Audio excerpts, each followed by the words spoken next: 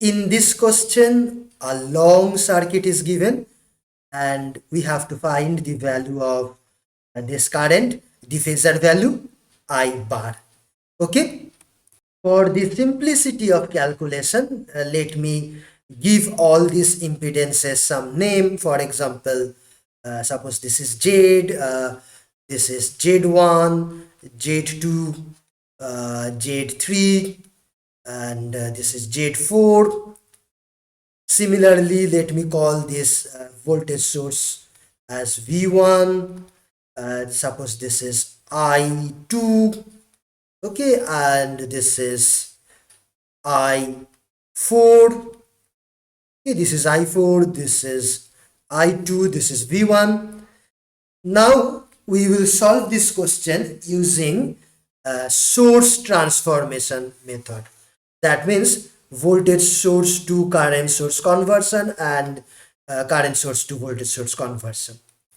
Okay. So first I have made a copy of this original circuit, and next I shall apply a sequence of source transformations. So first, consider this voltage source in series with this impedance together. Okay, V1 and Z1 together. Now we can replace V1 in series with Z1 with one current source and a parallel impedance like this.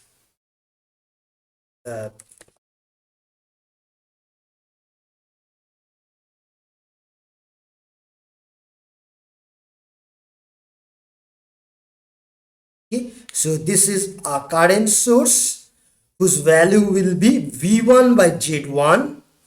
Okay, so this is V1 by Z1, and this impedance is same as this impedance Z1.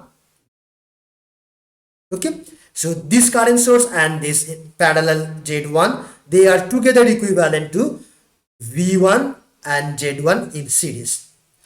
Next, immediately you can see that this current I2 and this V1 by Z1, they are in parallel. So I can add these two currents together. So let me first remove one of the current sources and add this value I2 together with this current source. Okay, so thus this circuit is equivalent to the original circuit. Okay, so similarly, now consider say this current source and the parallel impedance together. Okay, so these two together can be replaced with a voltage source in series with an impedance. Okay, so let me put a voltage source here, and then a series impedance is required. This impedance will be same as this impedance, Z4, and this voltage will be equal to I4 into Z4. Okay, so therefore I4 Z4 voltage source in series with Z4 is equivalent to this current source and Z4 in parallel. Okay, next, notice that this Z3 and Z4, they are in series, so we can club them together. So I can just add Z3 here and remove Z3 from here.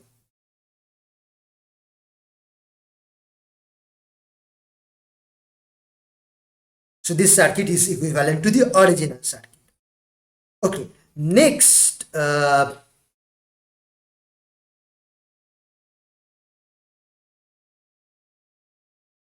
me copy this once again. Now notice that uh, these two together in series can be converted into a current source with a parallel impedance. Okay, so this here we have a current source, and then I will put an impedance in parallel. This impedance should be same as this impedance, so this will be Z3 plus Z4, and this current source value should be equal to this voltage divided by this impedance. So it's like this. Okay, so this 2 in series is equivalent to this 2 in parallel. Next, here we had a current source and an impedance in parallel. So let me replace them with a voltage source and a series impedance like this.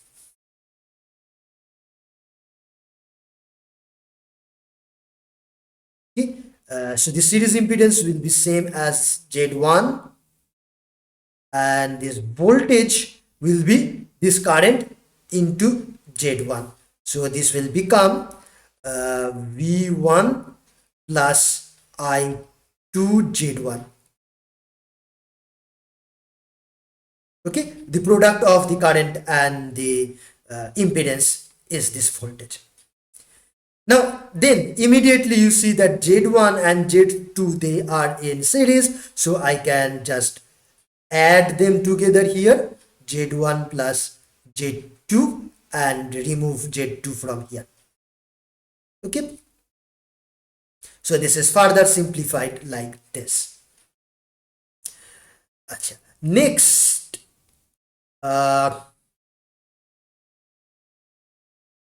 let me simplify it further.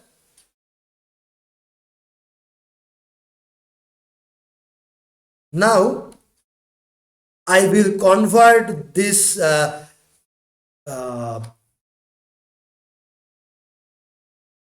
this two together into a current source in parallel with an impedance. Okay, so let's remove this and let me put here a current source and a parallel impedance. The value of this impedance will be same as Z1 plus Z2, and this current will be same as this voltage by Z1 plus Z2. So V1 plus I2 Z1 whole divided by Z1 plus Z2. Okay, then these are equivalent. Now notice that we can further simplify this circuit. Okay, let me make another copy. Now notice that we have two current sources, here one and here one. They are in parallel, so we can remove one of the current sources and add this value together with the other current source like this. Similarly, we have this impedance in parallel with this impedance, so I can get rid of one of them, and I can just write here as Z1 plus Z2 in parallel with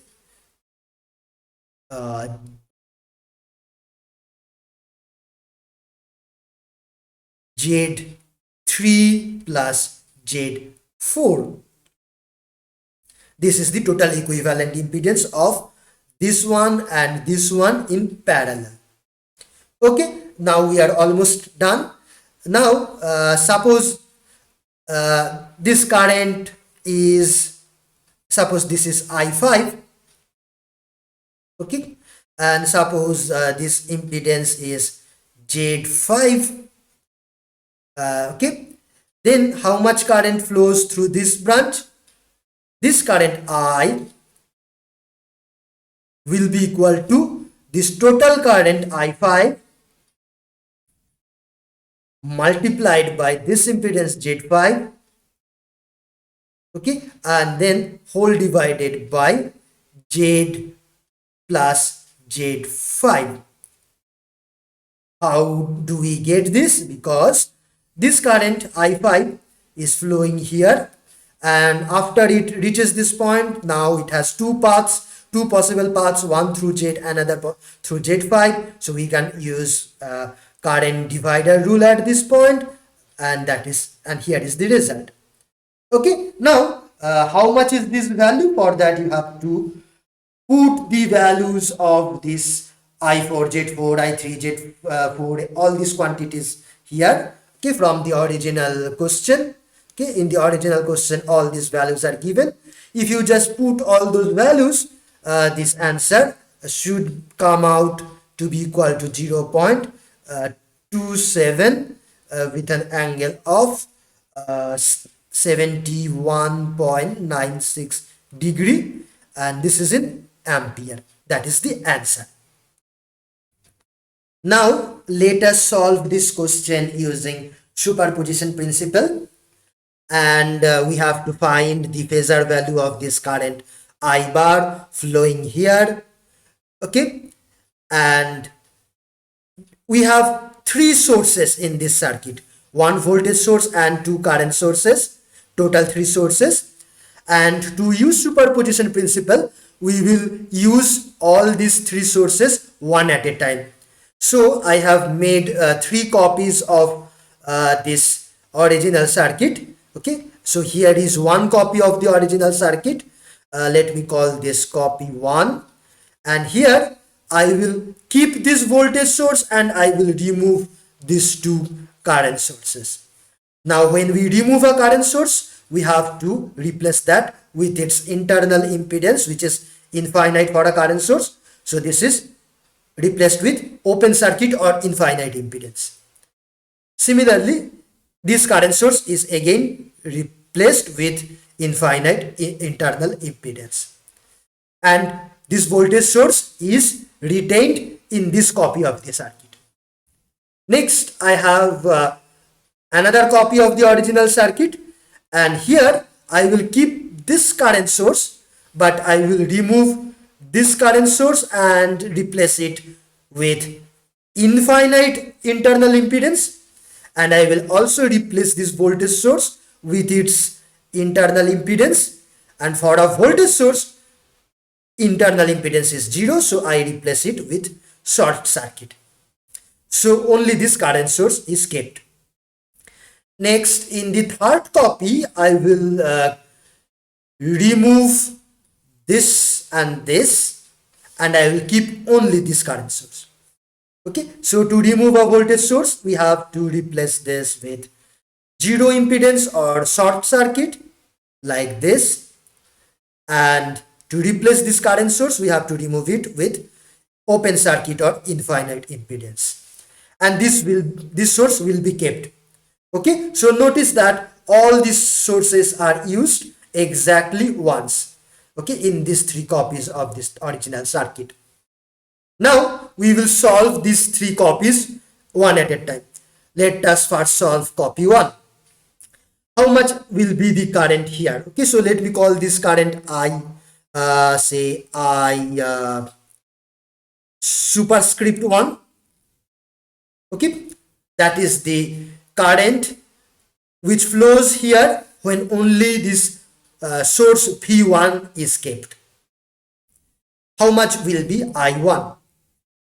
I1 is how much? Okay, to find this, before that, how much is the total impedance from here to here? So this total impedance is Z1 plus Z2, Z, let me write here, Z1 plus Z2 plus, then there are two parallel paths, 1 and 2. Okay, here we have Z and here we have Z3 plus Z4. They are in parallel. Okay, so plus Z parallel Z3 plus Z4. This is the total impedance across this voltage source. So how much will be this current here? This current will be V1 by this total impedance. Okay, so like this. V1 divided by this total impedance is this current, which flows here and then here. But after reaching this point, this current will find two possible paths, one through Z, another through Z3 and Z4. So how much will go through Z? So for that we can apply current divider rule at this point. Okay, so this total current is here.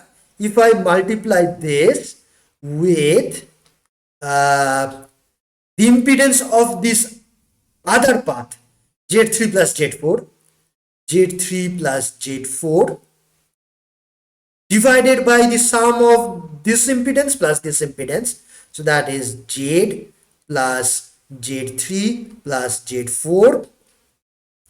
Okay, so this will be the current flowing through this path, which is same as I1, okay, which is written here. Now you can simplify this. So this will be equal to V1 into Z3 plus Z4, and then in the denominator we have Z1 plus Z2 plus this two in parallel is same as Z3 plus Z4 by Z plus Z3 plus Z4. Okay, and then this is multiply, we have this Z plus Z3 plus Z4. So this is multiplied with Z plus Z3 plus Z4. Now if you simplify, then this will become V1 Z3 plus Z4 in the numerator, and in the denominator we shall have Z into Z1 plus Z2 plus Z3 plus Z4 plus Z1 plus Z2 and Z3 plus Z4, like this. Okay, so this will be the current flowing here when only V1 is present. Next, consider this second copy of the original circuit where only this I2 is present. Okay, and then how much will be this current? Okay, let me call this current as I2, that is the current due to this I2. Okay, so here I have I superscript 2. How much will be this current? Okay, so how much will be I superscript 2? Okay, so before that, first notice that this current is I subscript 2. Okay, now at this point this current will find two paths, one through the left, another through the right. Okay, let us first find how much will go towards the right. So how much will go towards the right? So that will be I subscript 2, this current, okay, then multiplied by the impedance of the left side path, which is Z1, and then divided by the impedance of the left side path plus right side path. Now left side path impedance is Z1. How much is the impedance of the right side path? That is Z2 plus this parallel combination. Okay, so right side path is Z2 plus Z parallel Z3 plus Z4.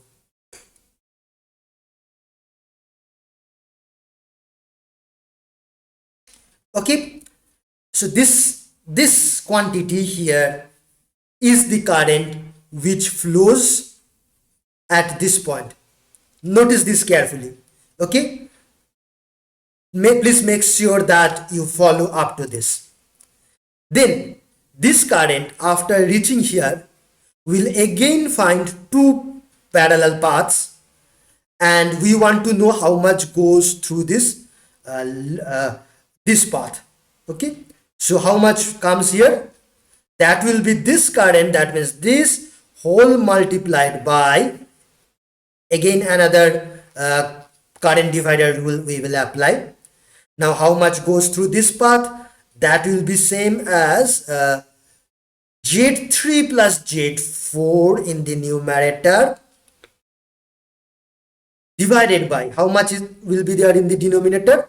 The sum of this impedance plus this impedance. Okay, so that is Z plus Z3 plus Z4. So this all together is the current that flows through Z, I superscript 2. Okay, so that means this is I superscript 2. Okay, now let us simplify this further. So this becomes I subscript 2 Z1 into Z3 plus Z4.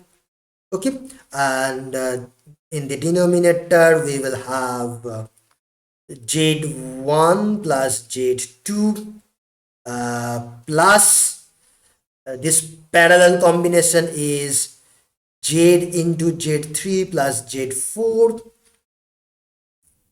divided by Z plus Z3 plus Z4. Okay, then this is multiplied by this Z plus Z3 plus Z4, Z plus Z3 plus Z4.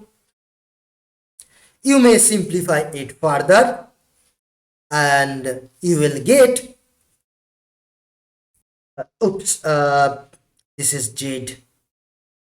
Okay, so on simplifying you will get I2 Z1, then Z3 plus Z4. Okay, and the denominator will be Z of Z1 plus Z2 plus Z3 plus Z4 and plus Z1 plus Z2 into Z3 plus Z4. So this is the current that flows through Z when only one current source I2 is present. Okay, next, here is our hard copy of the original circuit where we have only I4 present and all other sources removed. Okay, so now how much will be the current here? Okay, so suppose I call this current as I superscript 4. How much will be I superscript 4? That is the question. I superscript 4 is how much? Okay, so first this current is I4, I subscript 4, and then at this point it will be divided into two parts. Okay, how much goes to the left? let us first find how much goes to the left. So that will be I4, this current, into the impedance of this path, okay, which is Z4, and then divided by the impedance of the entire left side portion. Okay, so starting from here, then you have two paths, two parallel, and then so how much is the impedance from here to here on our left side? Okay, how much is that? So that is Z3 plus this and this in parallel. So Z parallel Z1 plus Z2. So this quantity in the denominator now is the impedance of this left side path. Then I add Z4, that is the right side path. So that means this is the current divider rule applied at this point. And this quantity here is this current. Okay. Now this current flows here as well. And again it finds two possible paths, 1 and 2. And we want to find how much goes here. How much is this current? Okay, so for that again you apply another current divider rule. So now in the numerator we will have Z1 plus Z2, and in the denominator we have Z plus Z1 plus Z2. Z plus Z1 plus Z2. Okay, so this entire quantity is same as I superscript 4. Okay, so let me write it here. Now you may simplify it further. So it will become I4 Z4 into Z1 plus Z2, and then how much is the denominator? It is Z3 plus Z4, then this parallel combination, which is Z into Z1 plus Z2 whole divided by Z plus Z1 plus Z2. Okay, and then this quantity Z plus Z1 plus Z2. This is like this, Z plus Z1 plus Z2. Now if you simplify, this will be like this, I4 Z4 Z1 plus Z2 and whole divided by Z of Z1 plus Z2 plus Z3 plus Z4 plus Z1 plus Z2 into Z3 plus Z4.